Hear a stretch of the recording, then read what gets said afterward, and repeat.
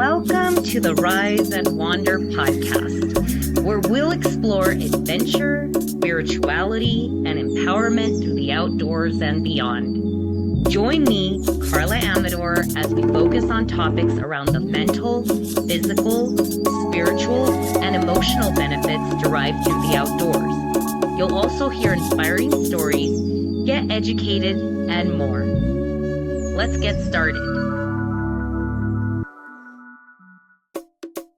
I wanted to take a moment to thank this season's Rise and Wander podcast sponsor, REI. REI is the outdoor gear retailer of the 52 Hike Challenge.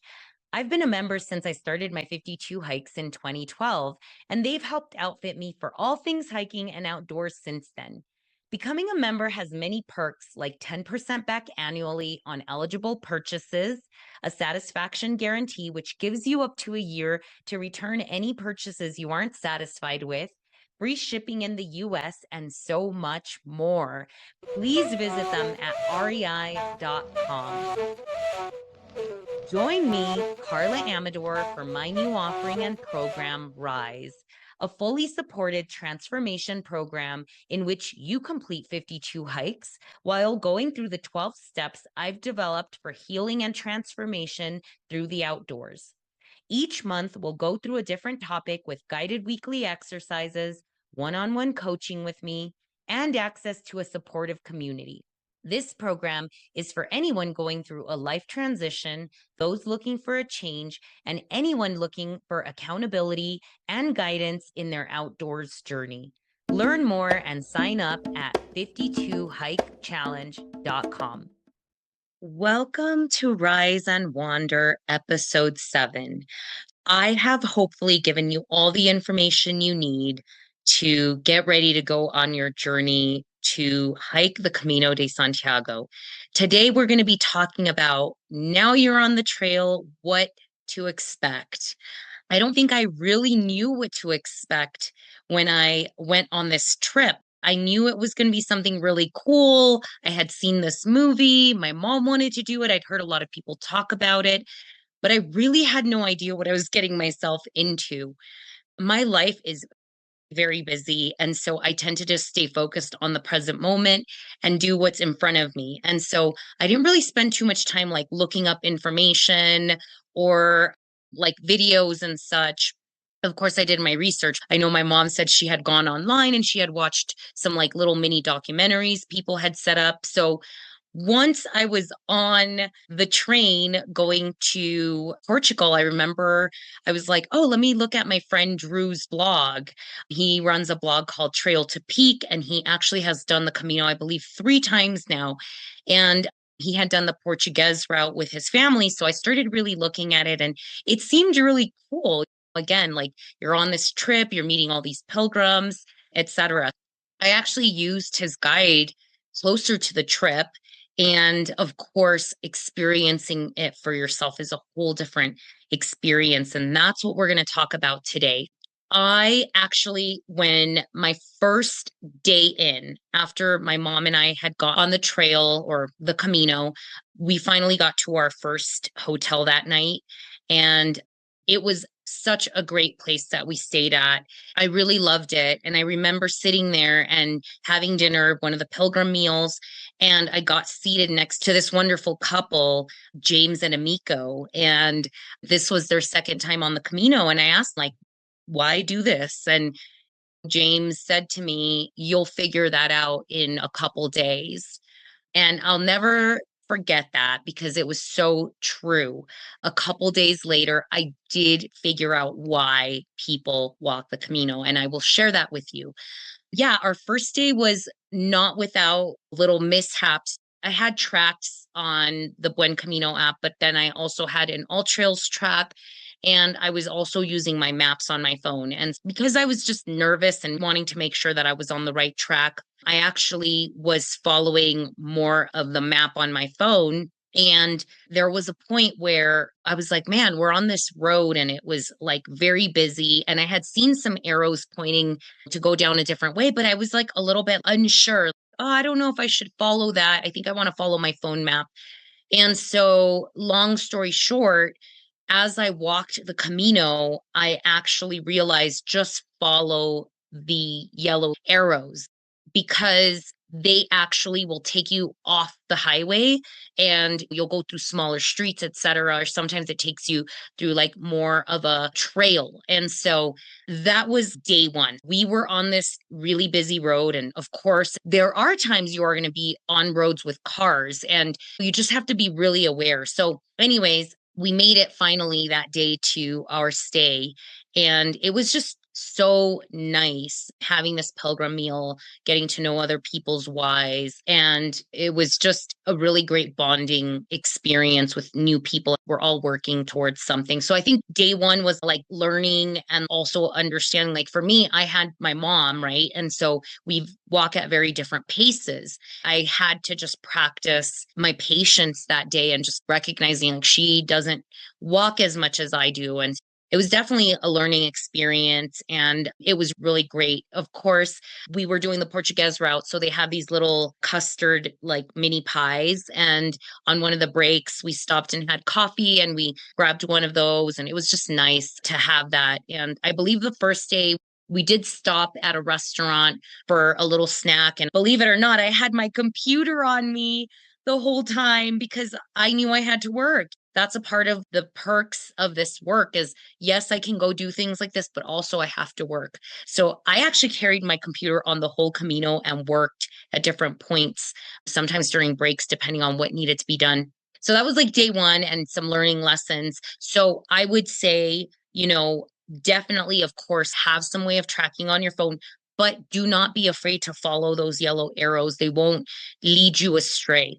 Another surprising thing that happened on the Camino was that if ever we were not on the right trail or we were not on the right track, people would literally tell us, they'd be like, Camino, and then they'd literally point us in the right direction. Because there are times where if you've gone for a long time and you haven't seen some sort of symbol for the Camino or some sort of a arrow or something, you may want to just gauge to make sure that you're on track. So I remember one day we were talking with people and I guess we missed a turn or something. We had gone not that long, maybe like 0.25 miles off trail and someone stopped us and was like, no, no, Camino, no. And then sure enough, I looked at my map and I'm like, oh my gosh, yeah, we're off trail. And so we went back and of course we found the trail. So these things can happen. You're talking and you get distracted and you're not paying attention. Just be mindful. Of course, be super mindful when you're crossing roads because there are going to be times, like I said, that you're going to be crossing roads and busy highways and such. So that's really important. And let's talk a little bit about something that was so fun. And again, in the beginning, I was trying to gauge what this was all about, what this experience was about. So I think a big part of it is actually stopping and having a nice breakfast. I think it was like on day 3, we stopped and we had this beautiful torta de patata that they serve out in Portugal. And it's like a potato tart or tort. It's more like a quiche, I would say. It was really yummy. It was like potatoes and egg and cheese. And then I would have a coffee. And that was a very basic thing you would eat, or you could have their almond flour cake. It was so delicious. And then get going with that. Sometimes we would just stop and get like croissants or carry some croissants with us if we didn't have a lot of time to stop in the mornings. And then, of course, best time to stop was during lunchtime. Sometimes we packed stuff. Like I said, we would pack croissants or ham and cheese sandwiches, things like that. We would buy along the road and then we would have that for lunch with fruits and snacks and nuts and things that we were carrying.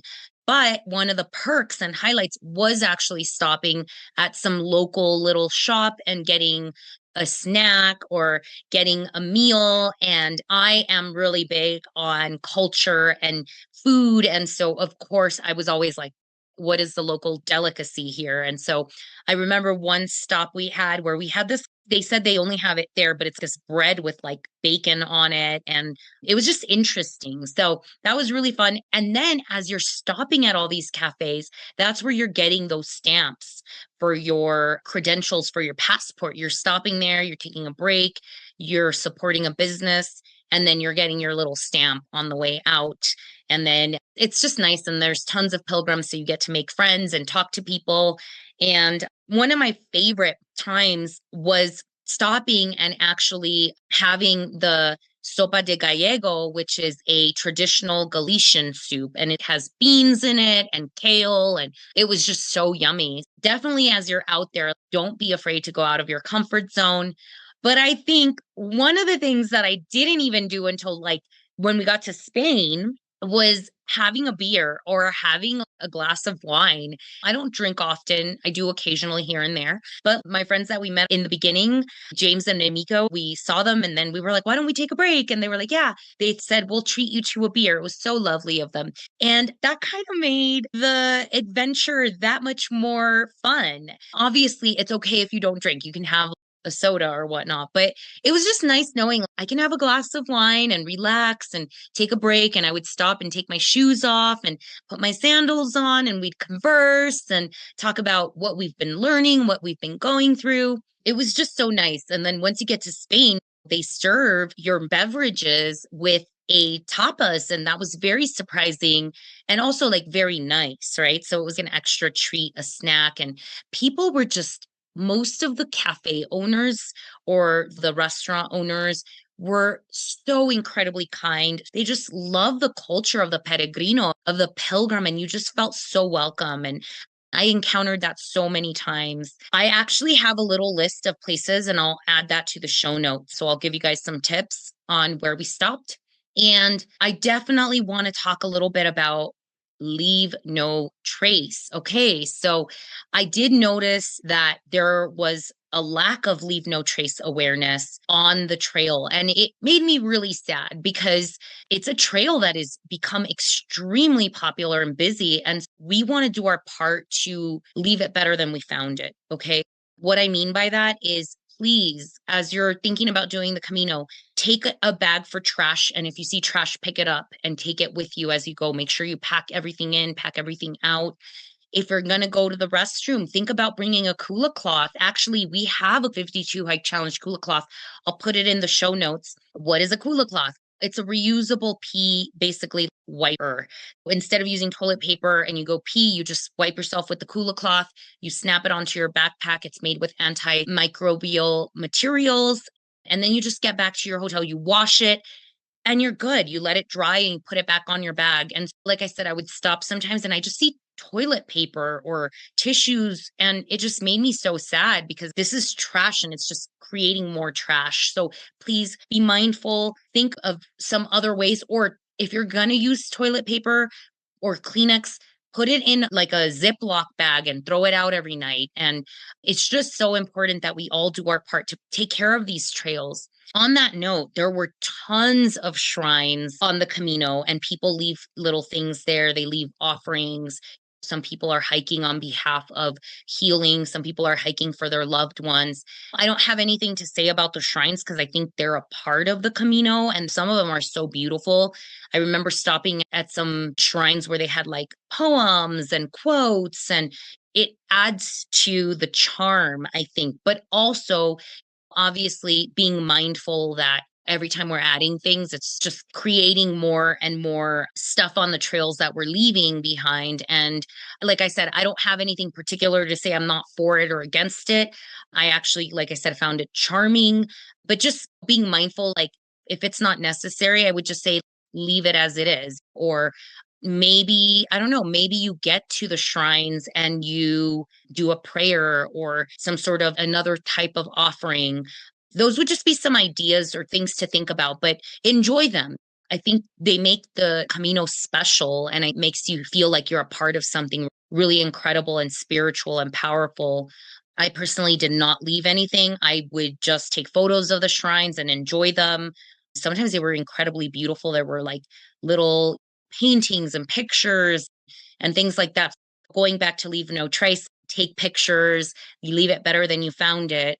Those are some things. And there are, like I said, other ways of honoring. If you're walking this for your beloved, maybe someone in your life, you can stop at each one and think about them. And there are other ways besides leaving little mementos that you can also be a part of. Because at some point, there were some times where you would walk through a shrine and it looked a little bit trashy, the rain and the elements. And obviously, all of that does eventually become micro trash. So all I'm saying is think about it. Think twice about it. Think about, maybe, is there a way that I can honor this Camino and maybe not leave something? Or maybe if you're going to leave something, think of leaving something that is biodegradable. Like, for example, maybe you leave flower petals or something that is going to go back into the earth. I'm learning about reciprocation with the land. It's stuff that you leave, like bird seeds, or maybe you leave water. Water is a great one because you're like giving an offering back to the land and it's not really leaving a trace per se. So that's it. Those are my 2 cents. Please don't get offended. I have no judgments. I just want you to think twice about how we protect these places and leave them really beautiful for people, right? That's really ultimately my goal with this. Let's talk a little bit about churches along the way. Yes, there are going to be many churches. I highly recommend you go to as many as you want. I would stop at them, I would pray at them. I'm going to talk a little bit more about my personal experience in another one of these recaps and episodes, but I want to say that I definitely stopped at the churches and I would pray depending on what was on my heart. I don't particularly subscribe to a religion per se, but I would say I'm a very spiritual person and I do believe in prayer. And like I said, I'll talk more about this, but I had some struggles and it was nice to get to a church and just be in peace. And I will say that a lot of the churches did not have a way to stamp my passport. So when I was able to get a stamp, it was like super awesome. A lot of times we would get to little churches and they just were empty. Just be mindful that you may not be able to get your stamps at the churches. You usually can get them at your stays, restaurants, cafes, etc. And you'll see a lot of times the cafes will have a little symbol that shows the pilgrim shell, so that tells you like, hey, you can get your stamps here. A lot of stores also do that. Okay, so let's talk about services on the Camino. I've already talked a little bit about logistics, but like I mentioned, there's lots of offerings and catering towards pilgrims. Yes, there are laundromats that you can use, but a lot of times by the time you get into your room, you're exhausted. We usually would hand wash a lot of our things on the Camino and then let them dry for the next day. Sometimes when it was cold, we had to use a fan and hang our things so that everything was dry for the next day. Just making sure that you have some way of being able to wash your clothes and making sure that you have soap and all of that is really going to be helpful because you're most likely going to be using a lot of the same things over and over while you're on your trek. Of course, you're going to come through so many different vistas. Sometimes you're going to be hiking in wild areas with trees. I saw a lot of eucalyptus trees. I felt like they were like the guardians of the land. I was always like, thank you.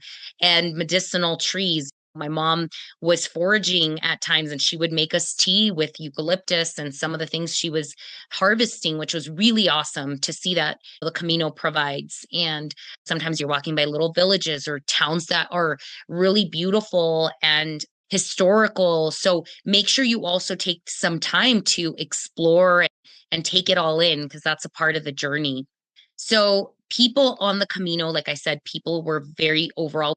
We mainly had kind people, maybe an occasional very angry driver that was like annoyed with us because we were on their path, but that was very far and few in between. But yeah, what makes the Camino are really the people. And that actually brings me to almost closing this episode out because I'm going to talk all about that in the next episode. And yeah, that is what makes the Camino so special is the people that you meet, the stories. You just get to connect with others and you feel like you're all working towards this beautiful goal and dream. And my last note for you all is when you're getting ready to finish the Camino, you've had this incredible experience. You're just thinking about, like, wow, I didn't think I was going to make it through all that. You probably have had some injuries. Maybe you're tired, you're exhausted, your feet hurt. But, anyways, as you're getting ready to finish, you can fill out a form ahead of time before getting to Santiago de Compostela. And basically, that's how you can get your certificate of completion. So you can actually do this on your phone if you have Wi Fi before you get there the day of. And then that will just help so that you're not waiting in line. Although they have kiosks now, and it's just so special. You go there, they print this beautiful memento out for you, and it's just incredibly special to savor that and to be like, yeah, I did this thing. And I missed one thing, which it's okay. This is what the conversation is about. This is why I'm giving you some information here. But there were two other cool things that happened on the Camino. And one was sometimes we would stop by these cute little hosts. People were just like in the middle of these little kind of sections that were like out in nature, and they had like coffee, or they were playing music, or they were selling little trinkets and stuff. That was really cool. Like listening to some of the music and having dinner at really fun restaurants and just take it all in. Take it all in. And my last thing that I think is really important, my last tip or my last word of things to think about is you definitely are going to want to stretch before, during, and after, and have some way of like having that rest and recovery. For us, we would stretch in the mornings, we would stretch while on the Camino. I did a lot of yoga poses. I was having a lot of hip pain, so I was doing a lot of figure fours. So I just highly recommend that you have some stretches in mind for like hips and ankles and your feet. And that's going to be really important so that you're recovering and so that you're stretching those body parts that are getting so much use and it's necessary. Please take care of yourself and make sure you drink plenty of water. That's so important. Always have snacks with you and have some way of even having vitamins if you can. So for us, we purchased these potassium packets that had some other electrolytes and vitamins, and we would have that every day. So just make sure that you are caring for your body and caring for your mind.